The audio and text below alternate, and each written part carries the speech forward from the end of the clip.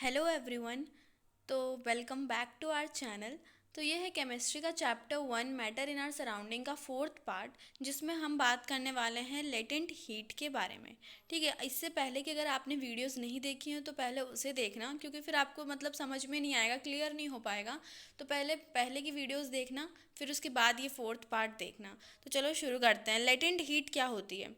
The heat energy supply to change the state of a substance is called latent heat. मतलब वो heat energy जो किस में use होती है, किसी भी सब्सटेंस का स्टेट चेंज करने के लिए यूज़ होती है, वो होती है लेटेंट हीट। ठीक है, लेटेंट हीट का मतलब मैं फिर से समझाती हूँ कि जो ऐसी हीट एनर्जी, देखो ऐसी हीट एनर्जी जो किस चीज़ के लिए यूज़ हो रही है, किसी भी सब्सटेंस की स्टेट को चेंज करने के लिए यूज़ हो रही है, ऐसी हीट एनर्जी को हम कहते हैं लेटेंट हीट। ठीक है, और मेन पॉइंट इसका क्या है कि लेटेंट हीट से क्या है, कभी भी टेम्परेचर बढ़ता नहीं है उस सब्सटेंस में, कभी भी टेम्परेचर क्या है, बढ़ेगा नहीं। देखो यहाँ लिखा भी है, the latent heat does not raise the temperature of substance. मतलब कभी भी लेटेंट हीट, कोई भी सब्सटेंस लेटेंट हीट यूज़ कर रहा है तो उसका टेम्परेचर बढ़ेगा नहीं। देखो अब ये समझने की बात है कि हीट है जब भी हम कोई किसी भी चीज़ को हीट देते हैं तो क्या होता है, उसका टेम्परेचर बढ़ता है। मतलब वो चीज़ गर्म होती है, उसका टेम्परेचर बढ़ता है। लेकिन लेटेंट हीट किसी भी सब्सटेंस का टेम्परेचर इंक्रीज नहीं करती। अब देखो लेटेंट हीट का मतलब क्या है? हीट का मतलब तो आप सभी जानते हैं। लेटेंट का मतलब क्या है? लेटेंट का मतलब होता है हिडन। हिडन हीट मतलब जो हीट हमें नहीं दिखती है ना, लेकिन वो हीट उसमें लग रही है, उस हीट को बोलते हैं लेटेंट हीट। ठीक है, अब ऐसा रीज़न क्यों है, मतलब ऐसा रीज़न क्या है, ऐसा रीज़न जिससे लेटेंट हीट क्या है, किसी भी सब्सटेंस का टेम्परेचर इंक्रीज नहीं करती। हीट तो लग रही है लेकिन टेम्परेचर इंक्रीज नहीं हो रहा, इसलिए उसको लेटेंट हीट कहा जाता है, हिडन हीट। क्योंकि मतलब उसमें हीट हमें दिखती नहीं है, मतलब फील नहीं होती है ना। तो रीज़न क्या है? Latent heat is supplied is used in overcoming the force of attraction between the particles of a substance during the change of state. देखो लेटेंट हीट क्या है? जो फोर्स ऑफ अट्रैक्शन लगता है पार्टिकल्स के बीच में, मतलब कोई भी सब्सटेंस है उसके पार्टिकल्स के बीच में फोर्स ऑफ अट्रैक्शन लगता है। हाँ जी लगता है, बिल्कुल लगता है। तो उसको क्या है, उसके जो फोर्स ऑफ अट्रैक्शन है उसको ओवरकम करने के लिए, मतलब फोर्स ऑफ अट्रैक्शन टूट जाएगा, फोर्स ऑफ अट्रैक्शन को कम करने के लिए, तोड़ने के लिए क्या उसमें यूज़ हो जाती है, क्या लेटेंट हीट। अब उसमें यूज़ हो जाती है ना, और जिसकी वजह से क्या होता है, चेंज इन स्टेट होता है। ठीक है, अब चेंज कैसे होता है और आगे क्या क्या प्रोसेस होता है वो देखते हैं। देखो latent heat does not increase the energy of a particle of the substance, therefore temperature does not rise during changing in state. देखो लेटेंट हीट क्या होता है, एनर्जी, जो पार्टिकल की जो एनर्जी होता है उसे इंक्रीज नहीं करता है। जो पार्टिकल की जो एनर्जी होता है उसे इंक्रीज नहीं करती है लेटेंट हीट। ठीक है, इसीलिए जो टेम्परेचर है वो बढ़ता नहीं है। ठीक है, अगर देखो अगर एनर्जी मिलेगी पार्टिकल्स को तो हीट बढ़ेगी, लेकिन एनर्जी नहीं मिलती है। ठीक है, इसलिए जो है टेम्परेचर वो नहीं बढ़ता है। चेंज मतलब जब भी स्टेट चेंज होता है सब्सटेंस का तो क्या होता है कि हीट मिलती तो है लेकिन वो लेटेंट हीट होती है। लेटेंट हीट होती है तो उससे क्या टेम्परेचर इंक्रीज नहीं होता है। अब देखो मैं आपको फिर से बता रही हूँ, लेटेंट हीट किस लिए यूज़ होती है, किसी भी सब्सटेंस की स्टेट चेंज करने के लिए कौन सी हीट यूज़ होती है, लेटेंट हीट यूज़ होती है। अब मैं ये नहीं कह रही हूँ कि बाकी आप मतलब आप गैस पे अगर बर्फ़ को रख दो तो वो नहीं पिघलेगी, भैया लेटेंट हीट नहीं, ये लेटेंट हीट नहीं होती है। देखो क्या होता है कि अगर हमने हाथ में बर्फ़ ले लिया तो देखो तब भी वो पिघलेगा ही, है ना, बिना टेम्परेचर इंक्रीज़ किए, है ना। हम ऐसा नहीं कि हमने उसको रख दिया तो वो पिघलेगा नहीं, पिघलेगा ना। तो क्या मतलब उसको मतलब कोई ना कोई हीट एनर्जी तो उसे मिल रही है, लेकिन वो हीट एनर्जी कौन सी है? तो देखो हमारे हमारे हाथ पे वो रखा हुआ है, तो वो जो हीट है वो हमारे हाथ से ले रहा है, हमारे हाथ से वो हीट ले रहा है। ठीक है, तो वो जो हीट वो ले रहा है उसे ही कहते हैं लेटेंट हीट, जिसकी वजह से वो अपना स्टेट चेंज कर रहा है। लेकिन आपको अगर आप बर्फ़ को छुओगे उसे हीट तो मिल रही है, वो चेंज भी हो रहा है, अपना स्टेट भी चेंज कर रहा है, लेकिन फिर भी आपको कैसे लगेगा, वो ठंडा लगेगा। क्यों?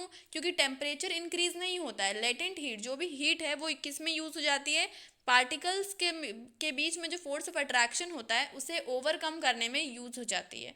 ठीक है, जो देखो अगर पार्टिकल्स के बीच में फोर्स ऑफ अट्रैक्शन टूट जाएगा तो क्या हो जाएगा, पार्टिकल्स दूर दूर हो जाएंगे। और अगर पार्टिकल्स दूर दूर हो जाएंगे तो देखो अगर सॉलिड में लग रहा है फोर्स ऑफ अट्रैक्शन, अगर फोर्स ऑफ अट्रैक्शन टूट गया तो पार्टिकल्स दूर हो जाएंगे। तो पार्टिकल्स दूर हो जाएंगे, तो जब पार्टिकल्स थोड़े दूर होंगे तो देखो वो लिक्विड में होता है ना, पार्टिकल्स थोड़े दूर तो वो लिक्विड में चेंज हो जाएगा। अगर और ज़्यादा दूर हो गए तो किस में चेंज हो जाएंगे, गैस में चेंज हो जाएंगे। तो इसी वजह से क्या होता है, स्टेट चेंज होता है। आई होप आपको समझ में आया हो, थोड़ा सा अलग है टॉपिक, लेकिन आई होप अगर आपको समझ में आया हो तो अच्छी बात है यार, नहीं तो फिर से देख लेना वीडियो। फिर क्या है, लेटेंट हीट दो टाइप के होते हैं, ठीक है। अब पहला होता है लेटेंट हीट ऑफ फ्यूजन, दूसरा होता है लेटेंट हीट ऑफ बॉइलिंग। अब यहाँ बॉइलिंग लिखा है, कहीं कहीं वेपराइजेशन लिखा होगा, तो आप कंफ्यूज मत होना, क्योंकि मैंने आपको पहले ही बताया कि बॉइलिंग और वेपराइजेशन एक ही चीज़ होती है।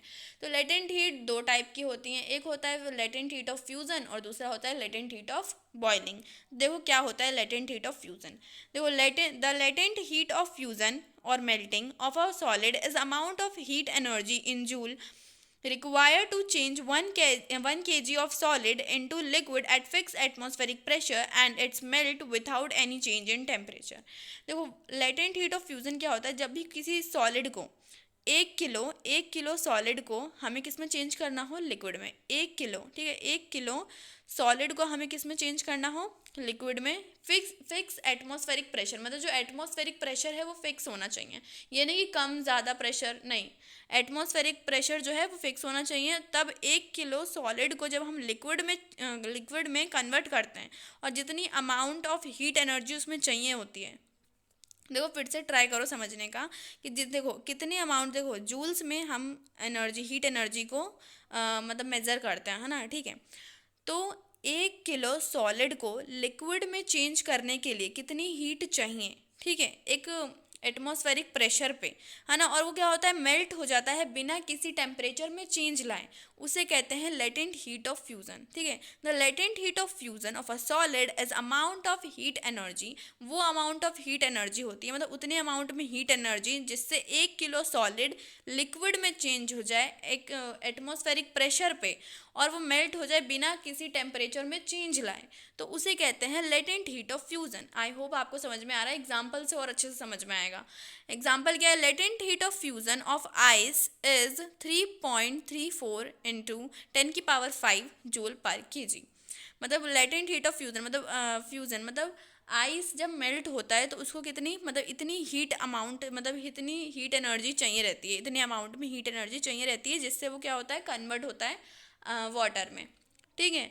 तो मतलब हमने आइस है, ठीक है, तो आइस मतलब आइस को वाटर में कन्वर्ट करना है, तो उसको कितनी अमाउंट ऑफ हीट एनर्जी चाहिए वो यहाँ पे लिखा हुआ है, ठीक है। फिर क्या, लेटेंट हीट ऑफ वेपराइजेशन। अब देखो आप, ये भी आसान है बिल्कुल, जैसे हम उसमें सॉलिड से लिक्विड में चेंज कर रहे थे, मतलब फ्यूज़न में, अब इसमें क्या करेंगे, लिक्विड से गैस में चेंज करेंगे, ठीक है। थोड़ा ध्यान से समझो क्योंकि थोड़ा सा कंफ्यूजिंग है। द लेटेंट हीट ऑफ, यहाँ पे हीट थोड़ा मिसिंग हो गया, आप समझ जाना। The latent heat of vaporisation of liquid is a quantity of heat in joule required to convert 1 kg of liquid at fix atmospheric pressure and it boil to form vapour and gas without change in temperature. देखो latent heat of vaporization क्या होता है कि एक amount में energy, मतलब 1 kg liquid को gas में, 1 kg लिखा है, आप समझ जाना, है ना, 1 kg लिखा है, मतलब 1 kg मतलब लिख देते हैं, लेकिन आप समझ जाना।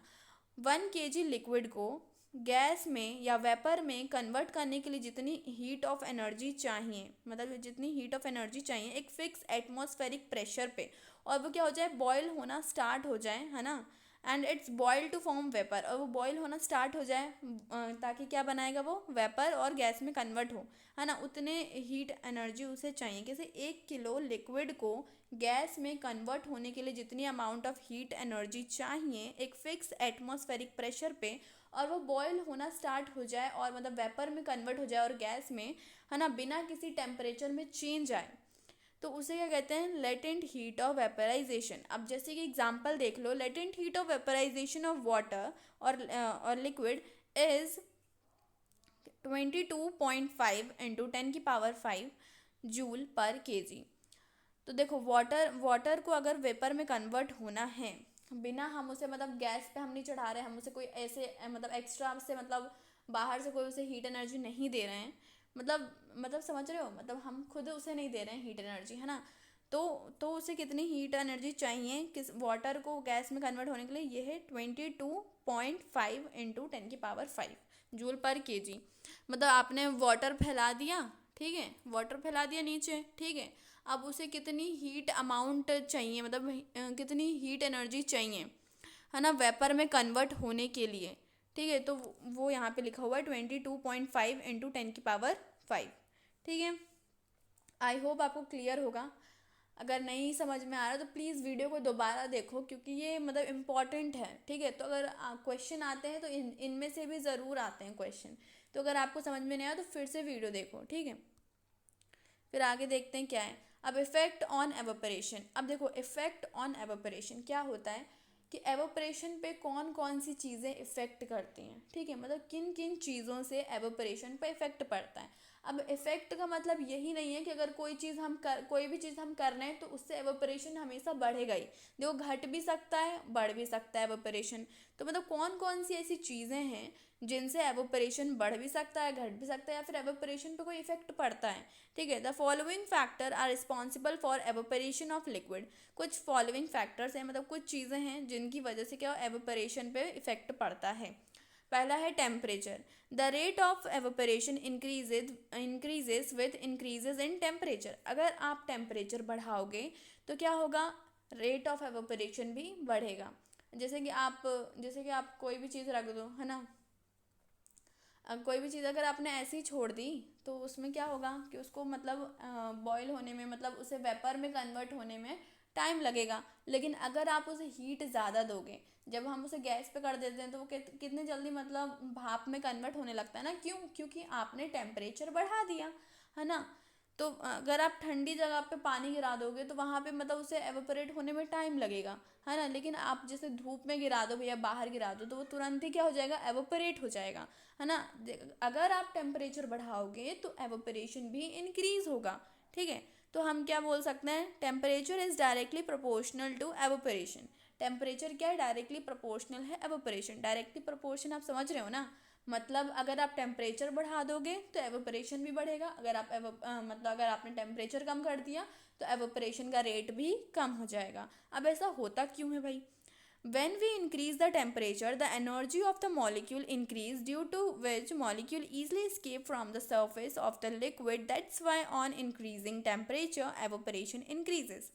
देखो अगर हम टेम्परेचर इंक्रीज करते हैं तो मॉलिक्यूल की जो एनर्जी है वो भी इंक्रीज हो जाती है। ठीक है, मॉलिक्यूल्स की एनर्जी इंक्रीज हो जाती है, जिसकी वजह से वो जो लिक्विड का सरफेस है, लिक्विड के सरफेस से क्या ईजिली एस्केप कर पाते हैं। मतलब उनकी एनर्जी, उनमें एनर्जी आ जाती है ना, उनकी एनर्जी बढ़ जाती है। जब हम टेम्परेचर बढ़ा देते हैं तो मॉलिक्यूल्स की एनर्जी भी बढ़ जाती है, जिसकी वजह से जो लिक्विड का सरफेस है उस पर से वो क्या ईजिली एस्केप कर पाते हैं, मतलब ईजिली निकल पाते हैं। ठीक है, इसीलिए जब हम टेम्परेचर इंक्रीज करते हैं तो एवोपरेशन भी इंक्रीज होता है।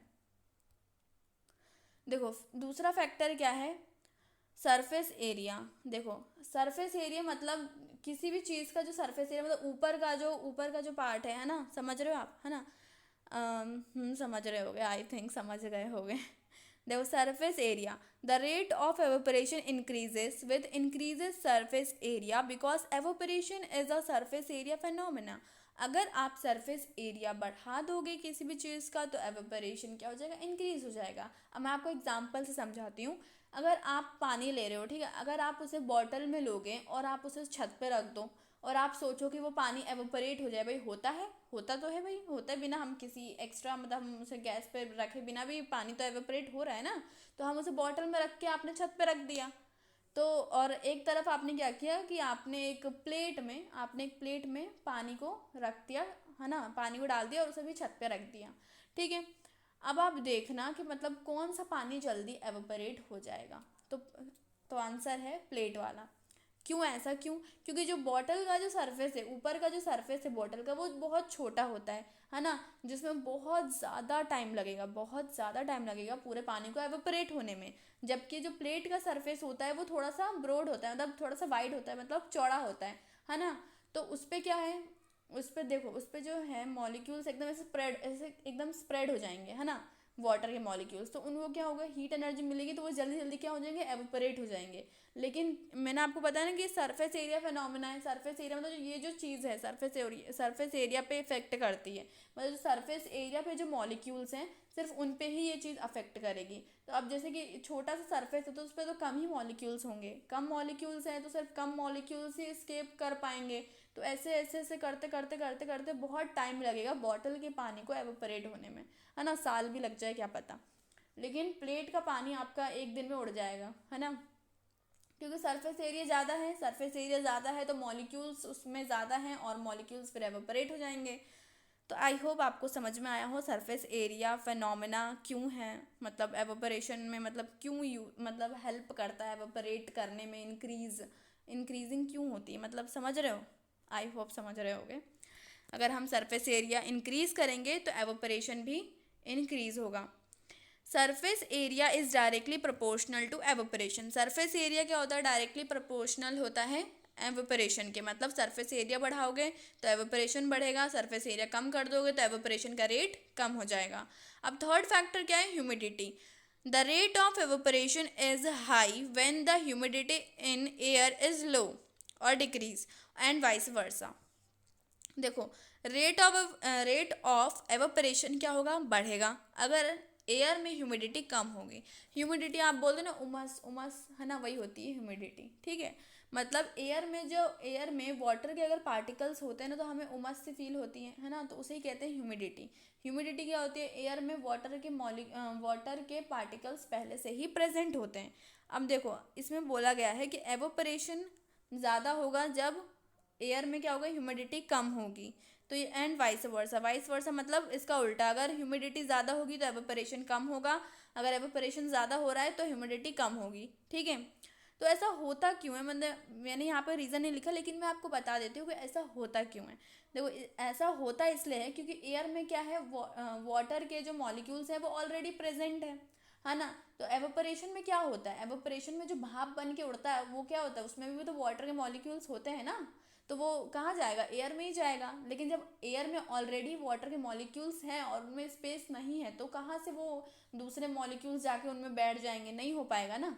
तो जगह नहीं होती है ना, समझ रहे हो, जगह नहीं है वहाँ पे तो आप नहीं जा सकते वहाँ पे, है ना। तो इसलिए क्या है कि जो एवोपरेशन का जो रेट है वो कम हो जाता है जब ह्यूमिडिटी एयर में ज़्यादा होती है।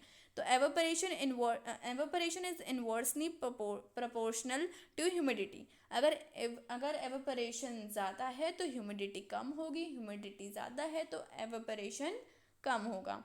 आई होप आपको समझ में आया हो।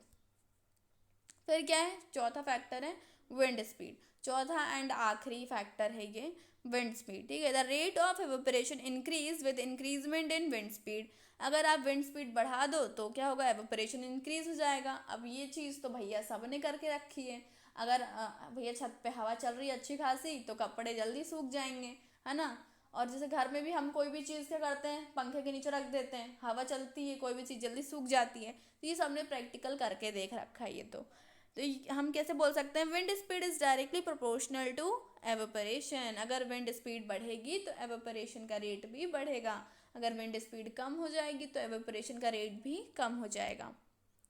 अब देखो नेचर ऑफ लिक्विड। अब हमने एवोपरेशन पढ़ लिया, लेटेंट हीट पढ़ लिया। लेटेंट हीट दो टाइप के होते हैं।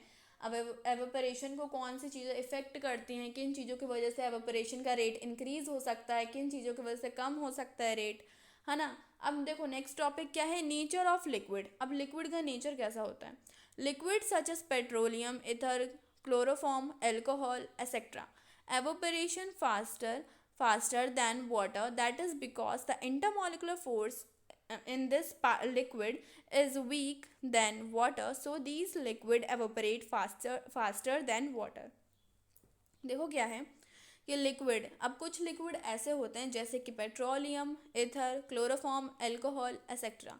ये जो लिक्विड हैं वो बहुत जल्दी एवोपरेट होते हैं, है ना। अब ऐसा करते क्यों हैं, अगर हम वाटर को रख दें और इनको रख दें तो ये जो अल्कोहल है, पेट्रोलियम है, ईथर है, क्लोरोफॉर्म है ना, ये बहुत जल्दी एवोपरेट होंगे एज़ कम्पेयर टू वाटर। क्यों, क्योंकि इनके में क्या होता है, जो इंटरमॉलिकुलर फोर्स होता है, मतलब इनके पार्टिकल्स के बीच में जो फोर्स लगता है वो बहुत वीक होता है ना, बहुत वीक होता है as compare to water. Water के कंपेयर में देखा जाए तो वीक होता है, जिसकी वजह से क्या होता है, ये एवोपरेट जल्दी हो जाते हैं, फास्टर हो जाते हैं, ठीक है। फिर क्या है, एवोपरेशन कॉज कूलिंग। अब एवोपरेशन क्या करते हैं, कूलिंग। अब ये तो इम्पॉर्टेंट टॉपिक है, आप इसे थोड़ा ध्यान से समझना क्योंकि एवोपरेशन इसमें से क्वेश्चन ज़रूर बनते हैं। और बहुत मतलब इसमें इस चैप्टर का समझ लो सबसे मेन, समझ लो मैं सबसे मेन टॉपिक है सबसे ज़्यादा। Evaporation cause cooling. अब जब एवोपरेशन होती है, जब एवोपरेशन हो रही है तो क्या होती है, कूलिंग भी होती है। अब कैसे होती है? The cooling caused by evaporation is due to the fact that when liquid evaporate, it take the latent heat of vaporization from the thing with which it is in contact।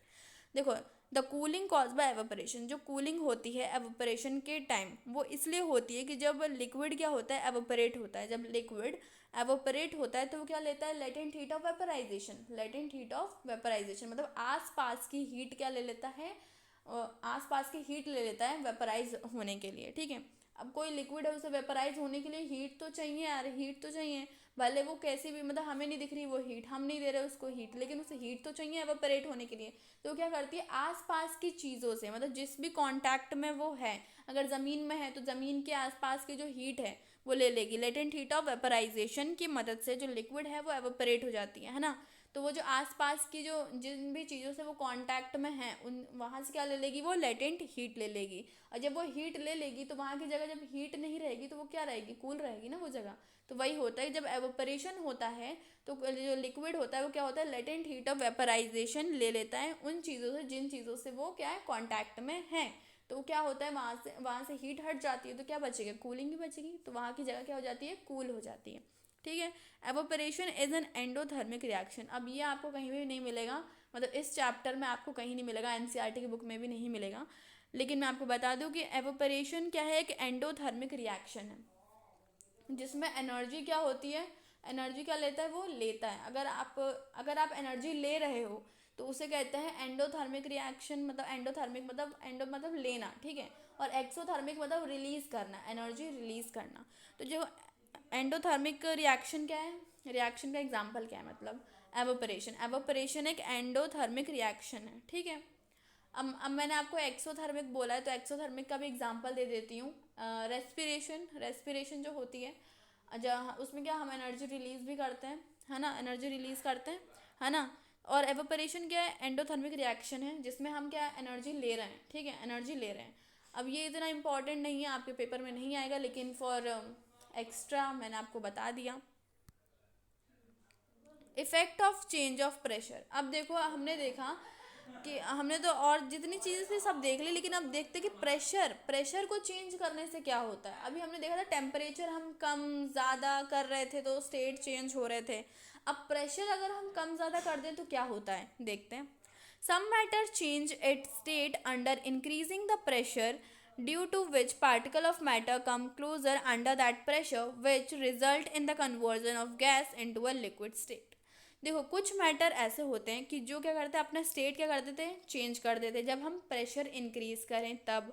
अगर हमने pressure increase कर दिया तो कुछ चीज़ें ऐसी होती हैं जो कि अपना स्टेट चेंज कर लेती हैं।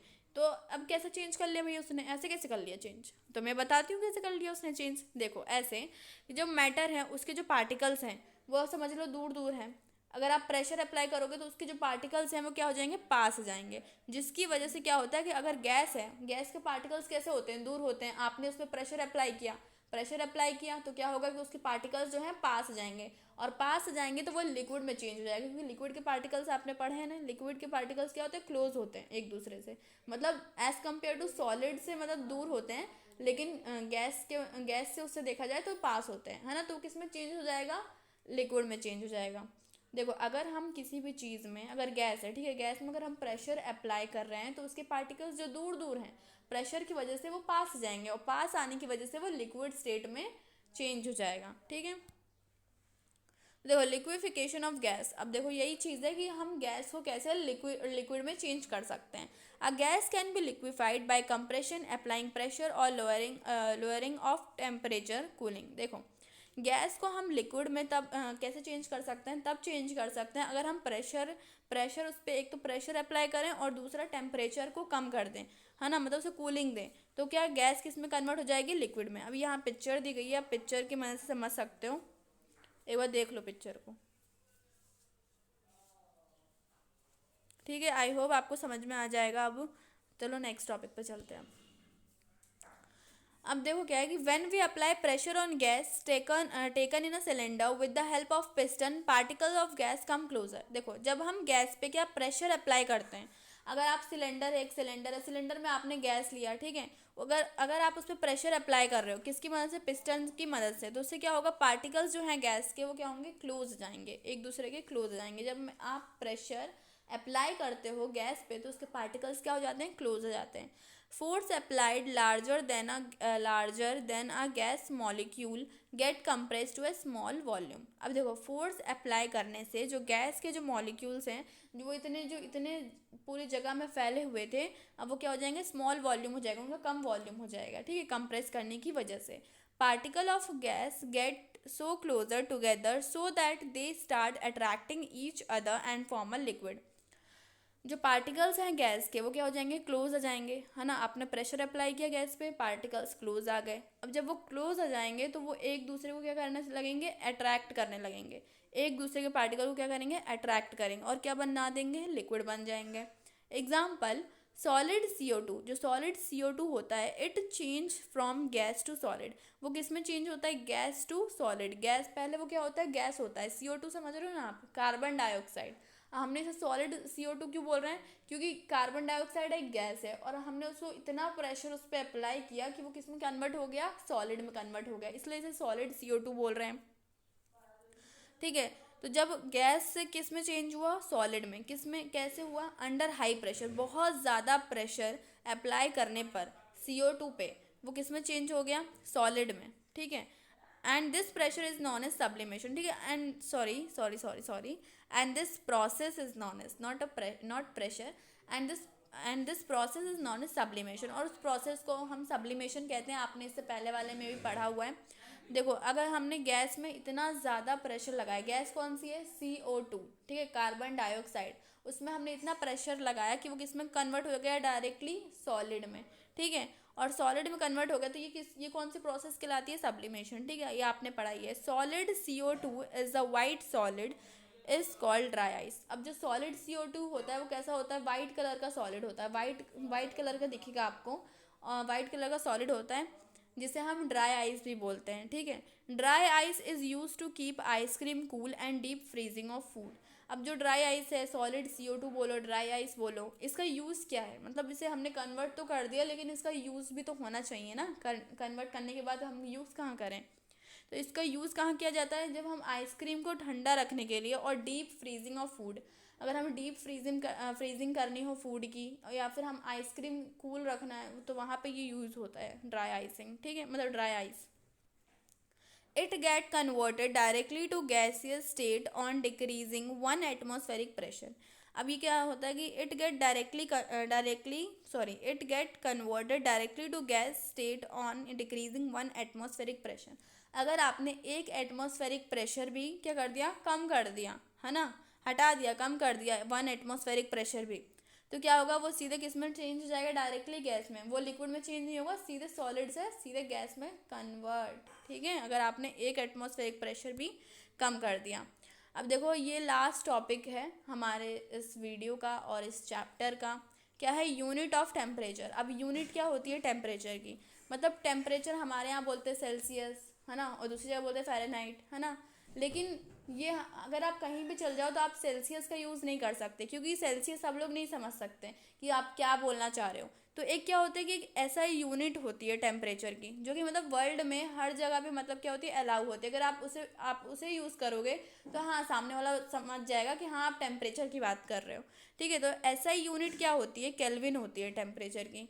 तो देखो, यहाँ पे लिखा भी है, द ऐसा ही unit of temperature is kelvin, ठीक है। 0 degree Celsius equals to 273 kelvin. मतलब हमारे यहाँ अगर 0 डिग्री सेल्सियस है तो उसका मतलब क्या होता है, 273 केल्विन, हाँ ना। The temperature on Kelvin scale equals to temperature on Celsius scale plus 273। अगर आपको सेल्सियस में दिया गया है, अगर आपको केल्विन में कन्वर्ट करना है तो आपको क्या करना है, 273 प्लस कर देना। उस किसी भी चीज़ में अगर आपको बोला गया है कि 100 डिग्री, आपको 100 डिग्री सेल्सियस दे दिया है और आपको बोला कि केल्विन में कन्वर्ट करो, तो आपको क्या करना है, 100 डिग्री सेल्सियस में 273 प्लस कर देना है, तो आपका आंसर किस में आ जाएगा, केल्विन में आ जाएगा, ठीक है। There are two state of matter also exist rather than solid, liquid and gas. देखो, मैटर के 2 स्टेट और एग्जिस्ट करते हैं, सॉलिड, लिक्विड और गैस को छोड़ के 2 स्टेट और एग्जिस्ट करते हैं। पहला है प्लाज्मा स्टेट, दूसरा है बोस आइंस्टाइन कंडेंसेट। लेकिन अभी इन दोनों पे रिसर्च चल रही है, तो इसे अभी आप नहीं ले सकते पढ़ने में, इसलिए अभी 3 ही स्टेट के बारे में पढ़ाया जाता है, सॉलिड, लिक्विड एंड गैस। तो ये था हमारा पूरा चैप्टर। आई होप आपको समझ में आया हो। अगर आपको समझ में नहीं आया हो तो आप डाउट पूछ सकते हो, और पूरी वीडियो का एक बार आप फिर से देख लेना। अगर आपने हमारी पहले की वीडियोस नहीं देखी हैं तो उन्हें पहले जाके देख लेना, फिर आप ये वीडियो देखना, तो आपको अच्छे से समझ में आएगी। और अगर आपको हमारी वीडियो अच्छी लगी हो तो लाइक करना, कमेंट करना, शेयर करना अपने फ्रेंड के साथ, और अगर आप न्यू हो तो हमारे चैनल को सब्सक्राइब करना। Thank you. मिलते हैं नेक्स्ट वीडियो में।